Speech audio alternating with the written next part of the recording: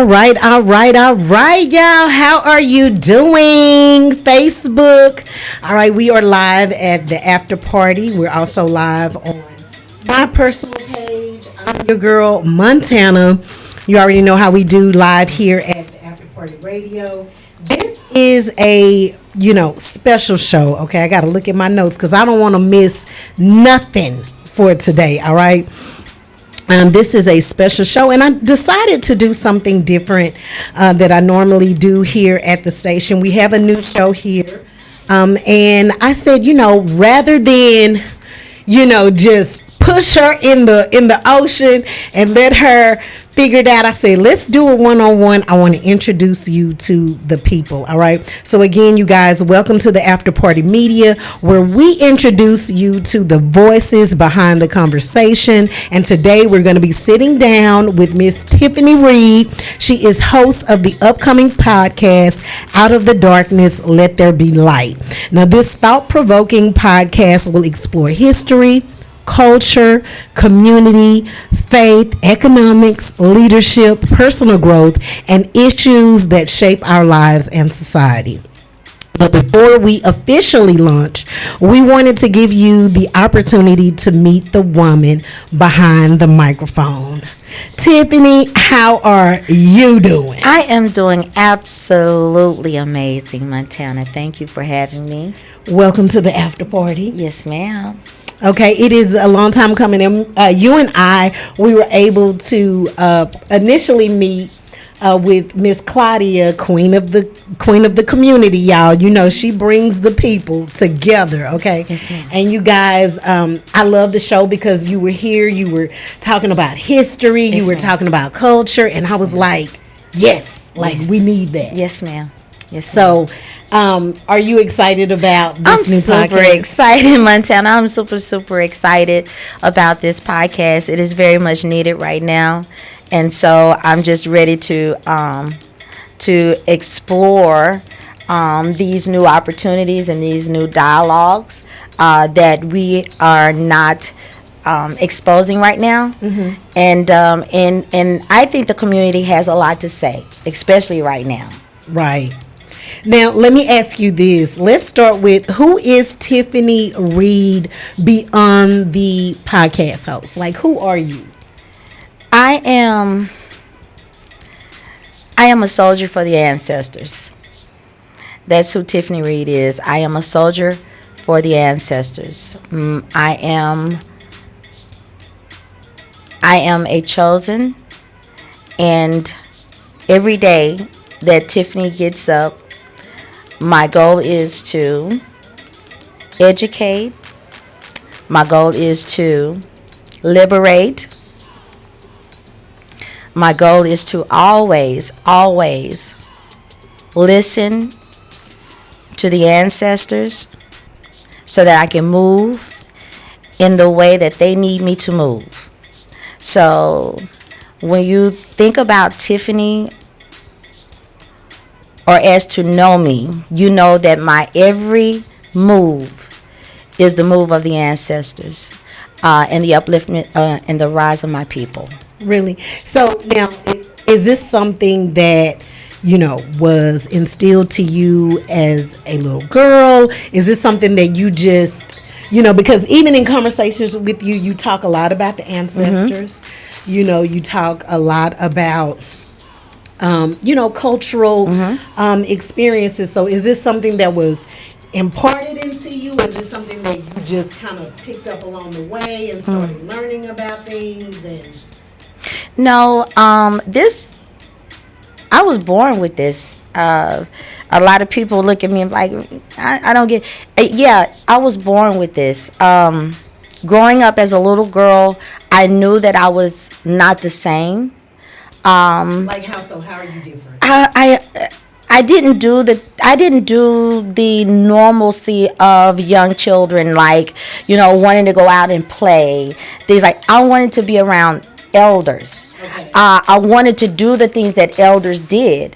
I had to grow up very early because my mom, if anybody watched your show or Miss Claudia's show, my mom was a barber.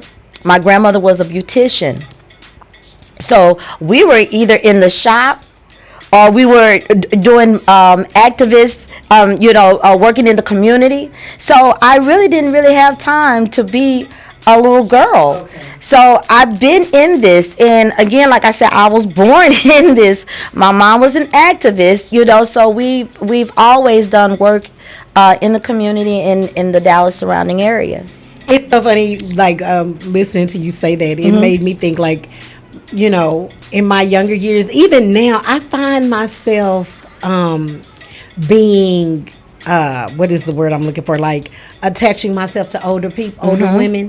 Because I'm like a young girl can't tell me nothing. Nothing. I'm sorry. She can't tell me nothing. And you know what's funny, Tiffany? And sorry for because I know that we do have some younger people who are very sharp, very sharp. But sometimes, and just me like talking to the 30-year-olds is like, it's a challenge. Yes, ma'am. So it's a challenge, but I'm like you. I like to get that wisdom from older women, in particular, as well. Like, I feel you on that. Yes. So I didn't do the normalcy. Okay, I learned how to do hair very young. Okay, I can tell you because you keep it together.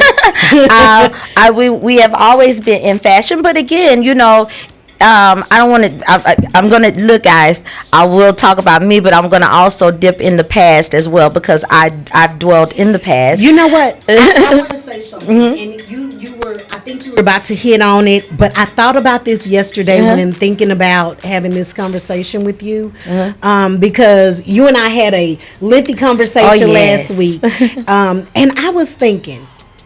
And again, this is y'all know my heart.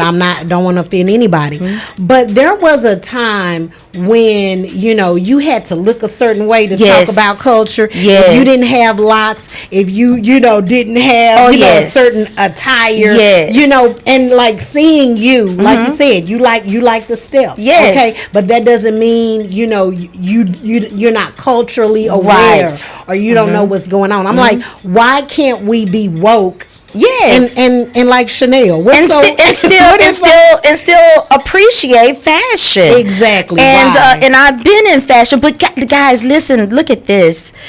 If we take it back to our ancient times, our ancient ancestors, and we go back and we look at some of the beautiful, beautiful women that represented us back in that time, ancient Kemet, that as Egypt.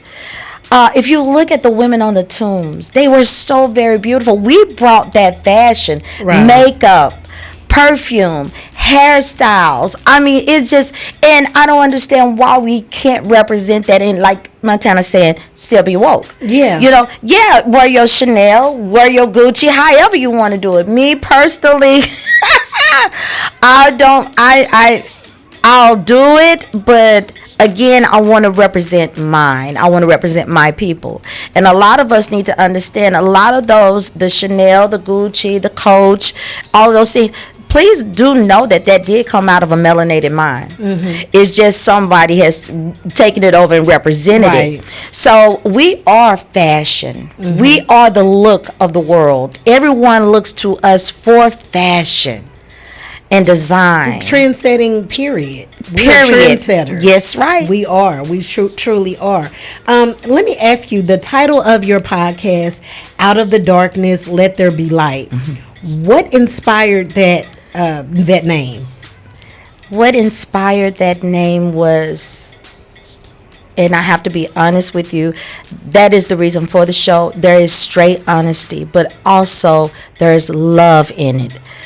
We are in darkness. How so?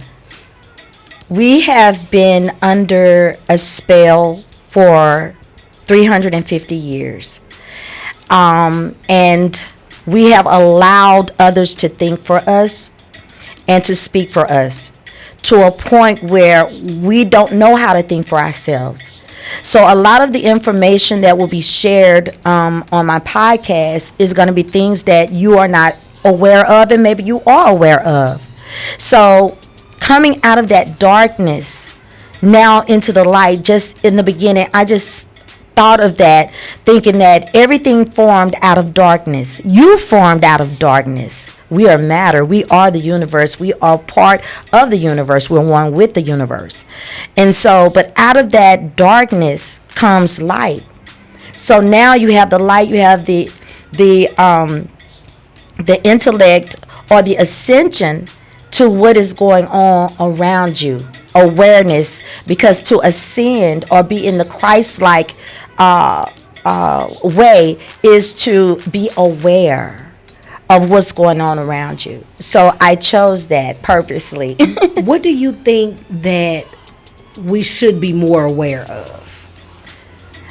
I think we need to be more aware of what's going on around us, and I'm not a one to really delve into politics because I think it's a game. Mm-hmm. I think it's a game, and we'll expand more on it, not right now, but I think that we need to be more aware of where we are as melanated people. I want us to be aware that we are not progressing as we think we are. Mm-hmm. I want us to be aware that what we are in the midst of right now is an illusion. And so I need us to be aware that a lot of the things we think we are moving up on, we're not. We are actually moving down. And so I want to take a look back at times from maybe the 50s on up to the 60s to now. What were we doing then that we're not doing now? Mm-hmm. Because we're not producing the same. What do you think we were doing then that we're not doing now? I think we were producing a lot. I think we had innovators, inventors, motivators. We had more people to really come together. We were unified. We were strong, and they seen that.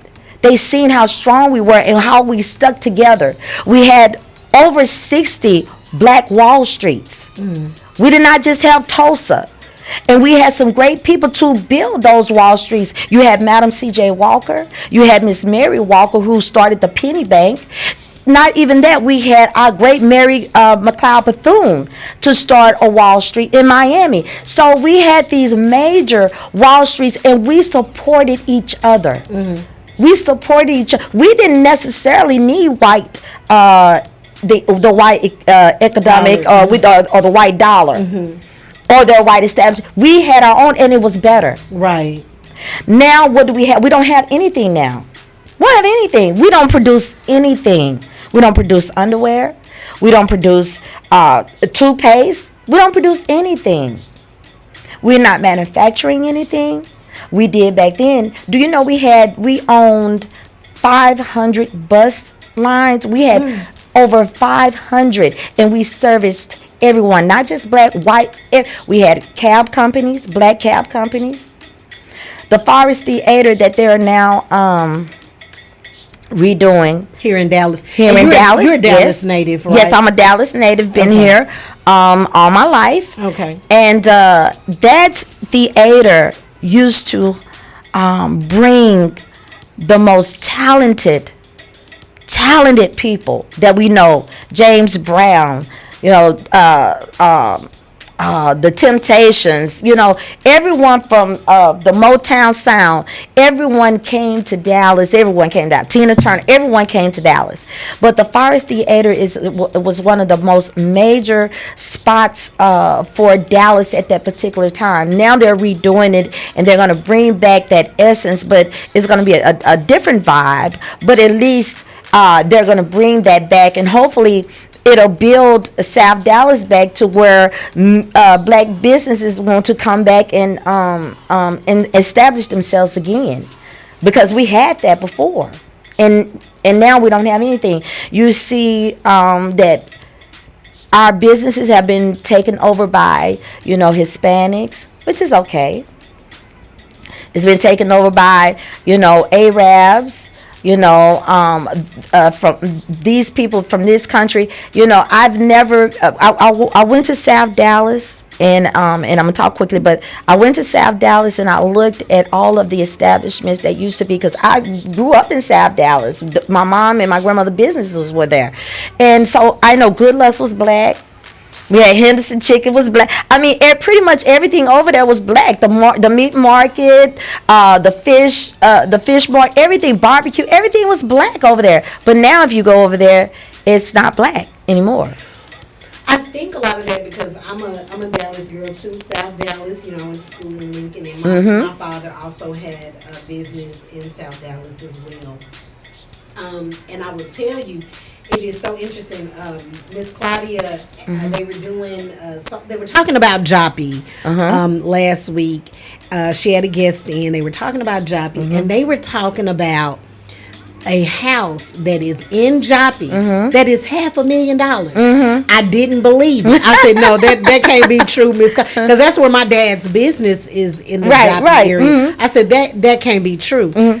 She said, yes, it is. She sent me the how to get there, the instructions on how to get there. I went to the property, and in fact, the house, it was originally on the market for $510. Now it's $499. Now, the problem I have with that, and I do think that this does affect our businesses, our community, because we want our neighborhoods to be, nice and, beautified. Right. But then when these gentrification things come in, it pushes us out. It pushes us out. And so it's like, I'm wondering, what is the happy medium with that? Because like I said, yes, we want this, but then in getting that, and I even see, even in, not just Joppy, no diss to Joppy. No. Okay. But a $500,000 house in Joppy to me is ridiculous. It is. It's because I was just in Joppy yesterday. Hey, auntie, love you. I was supporting her event. Beautiful, even though we was rained on, it was okay. But I think it is because, I mean, there were so many abandoned buildings, abandoned houses, and I'm like, what is going on here? And I did not know that. But think about that, just that one house. What that one house could do to that community. What could it do? Oh, wow. Tell me, because I want to understand it from their perspective. Because what I think it does is it pushes the people that are in that community out. Yeah. They're going to raise those taxes. Yes. They cannot afford. Right. They can't. Listen, so my dad has a business in South Dallas, and so does my brother. My brother has a business adjacent to the Fair Park. So he gets a lot of business, during the fair time. When they're doing special events. Yes. And he has been very vocal about the he has said that those taxes for his business, he said, has almost tripled. So it's like, and then when they were in here talking about Joppy, they were talking about, they mentioned that Ross Perot Jr. They felt that he was one of the investors in that community that was buying properties. So to me, you want us out. Yeah, they want us out. But how do you think that makes it better for the community? It doesn't make it better for the community. It doesn't make it better for the community or the people that live in the community. Again, when we talk about community, we're talking about a group of people that live in this area that support and sustain that community. So therefore, the same people that live in Joppy that look like you and I should have established businesses all around that area. They should have they should have 100% control of that area or that community. Okay. So now, if we got the Ross Perots and all this buying up all this property, then how is this your community? Now this is not your community anymore. Right. Because you don't have control. Absolutely. You don't control the education system. You don't control the financial system. You don't control the eating system. You don't control any of that that you need. Water source, electric, all of that good stuff. All of that is being controlled by who? So when you allow these people to come in and start buying up everything, then where's your say? And see, and that's my problem right there, Montanna, because the people that are supposed to be advocating for us are not advocating for us. they are actually with the Ross parole. Right. You see what I'm saying? Absolutely. And that's why, auntie, being auntie, we haven't really had this conversation, with the voting thing. I want us to vote, but I want us to have our own party. Yeah. I want us to form our own party. Okay. And I want us to vote, but I want us to vote with a right mind, not a backwards mind. We need to start understanding more, not just understanding, overstanding. You understand what I'm saying? And just really looking at, okay, these people been here for as long as I little girl. My mama don't work with half of these people that are our advocates. Why can't we get some new young blood in? And so that is interesting you bring that up, because that is something that I also have shared with Auntie Claudia, is that we have so many, and I believe, and I even heard Jasmine Crockett even mention this too, that we have a lot of elders in position, and and a lot of these elders are not imparting into the younger generation to teach them. That's right. So that they would be able to, put their boots on and hit the ground. Yes. Some ladies that came in this week from Ennis, they were talking about their Juneteenth event. She was telling us how, they were where she's at in Ennis. They were basically using social media to get the word out about things, and she had to, explain to them.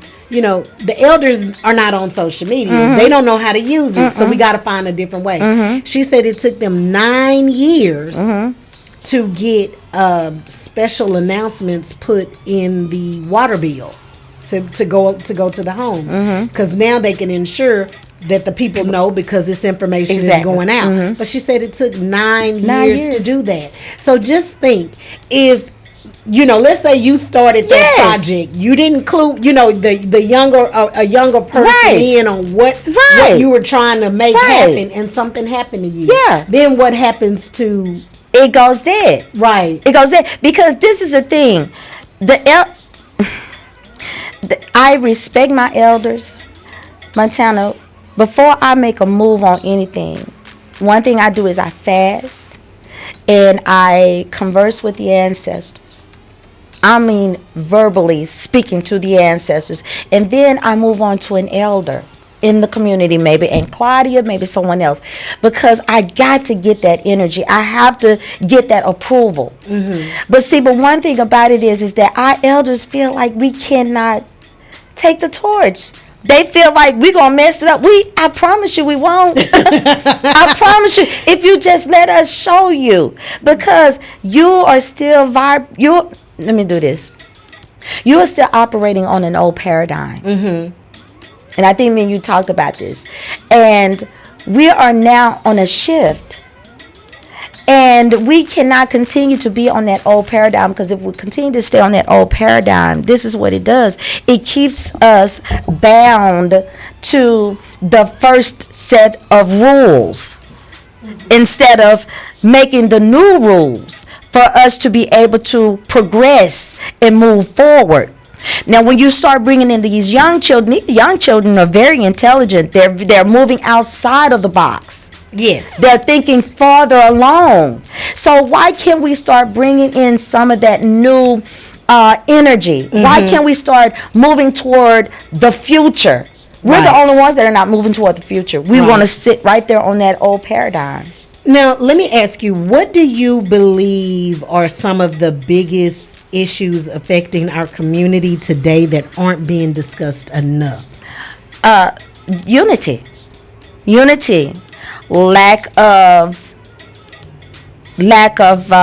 support, lack of black funds.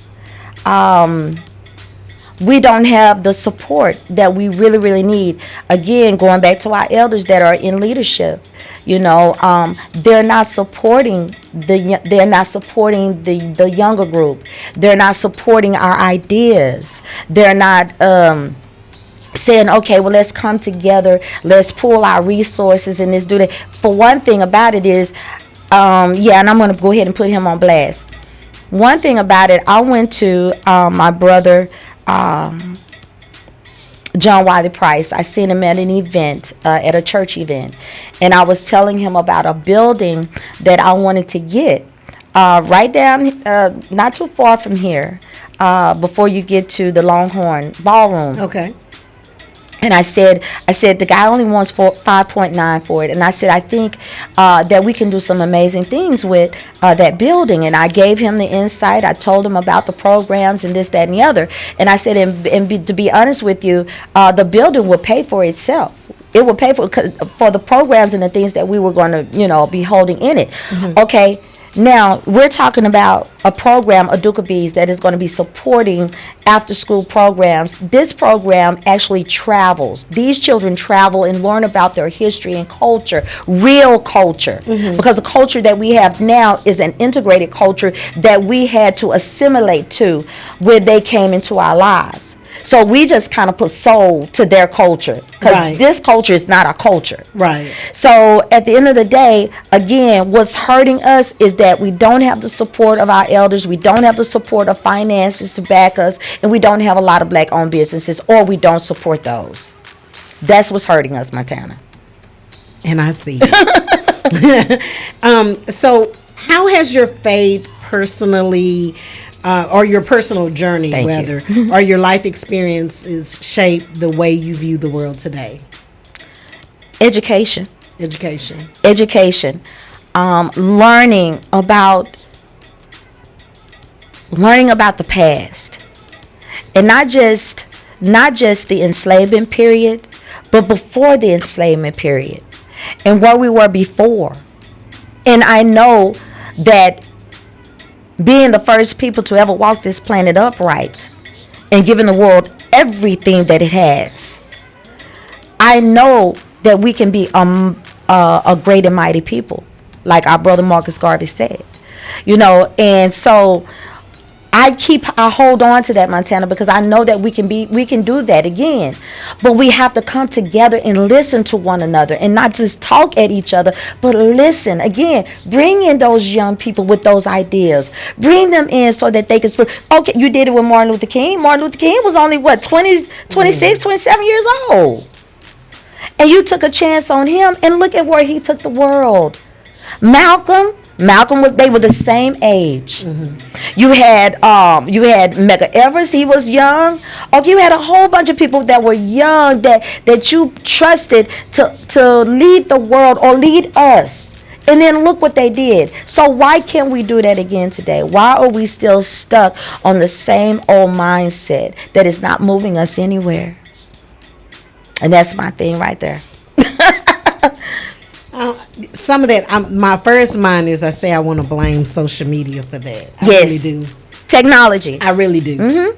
I really do. It has been a gift and a curse. It has been a gift and a curse. Because I do believe that, getting the information out to the people, that's very important. But now that, Meta has started passing out these checks, I feel like we don't do... it's all content. That's all that anybody cares about is the content. Good content. Yeah. Not the meat and potatoes of it all. But what can people expect from your podcast? Like, that they can. What will you be covering on your show that other shows similar to yours will not be covering, talking about? I'm telling you guys, when you come to this show, I need you to have pen and paper. They need to take notes. I need you to have an open mind. Okay. But we're going to be touching on topics that people are afraid to touch on, because you have to understand, people that come to the after party have positions and have people that are looking at them.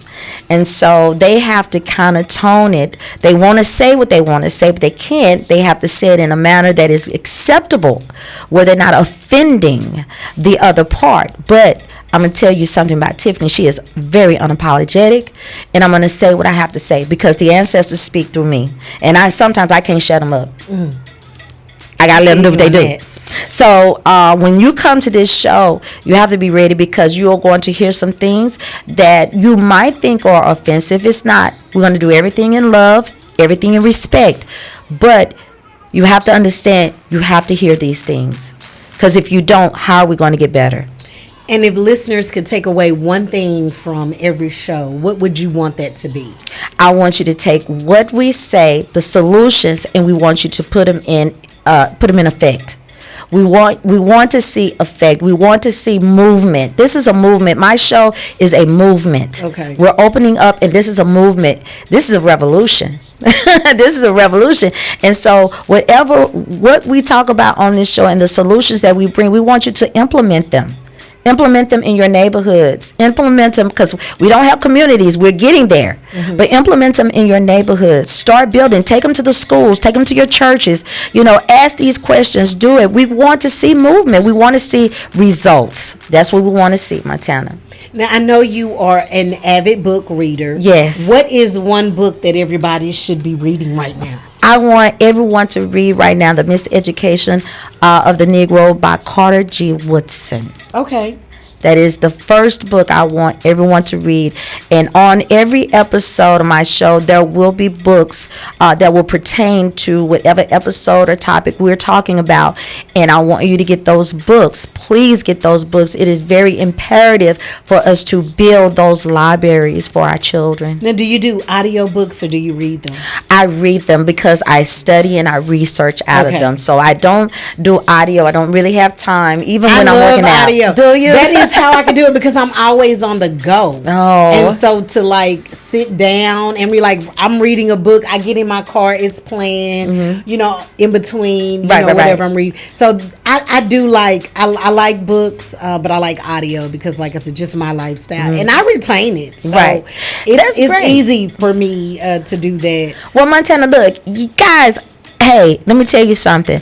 I said that I was, because I know a lot of us don't like to read or don't have time to read. I want to try to do something like that, a reading podcast. But listen, you're not going to, I don't care who you are, you're never going to get through a whole book. You just want to get out what the importance of it, because that book is going to take you to another book, and another book. Mm-hmm. So that's why I read it, because I have to be able to get this right here that the ancestors want me to get, and then they're going to move me on to a next subject. But I do read books, and the first book that I do want you guys to get today is The Education of the Negro, The Miseducation of the Negro by Carter G. Woodson.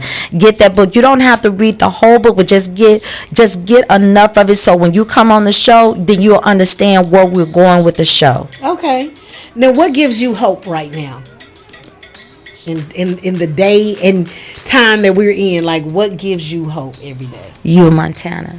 I give you hope. You give me hope. Okay.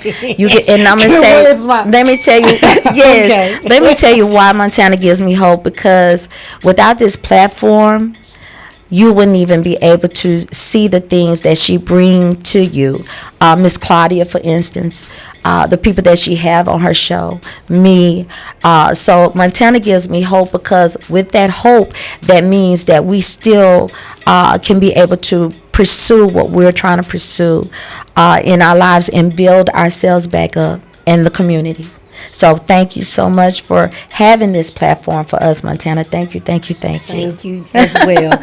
Now, I want to ask you, if you came across an older version of yourself today, oh wow, what advice would you tell them? Never stop learning. Never stop learning.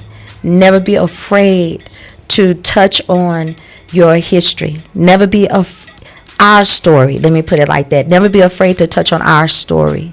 And never be afraid to speak up for whatever you feel is right. Do know that death is inevitable. Mm-hmm. But nothing ever dies, Montanna. You are energy. And energy only transforms. So whatever you have to say, say it. Say it with power. Say it with conviction. Let people know that you are, your ancestors are, and we will always be.